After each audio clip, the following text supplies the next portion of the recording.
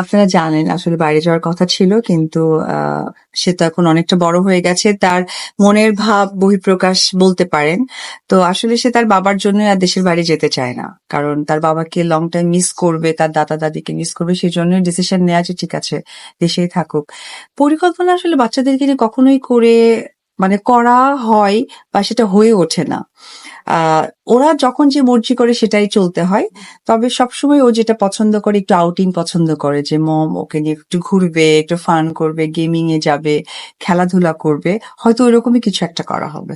জয়ের বাবা তো টিম কিনলো বিপিএল এ, জয় কি একবারও একদিনও খেলা দেখার জন্য যেতে চেয়েছে? সুযোগ হয়ে ওঠেনি।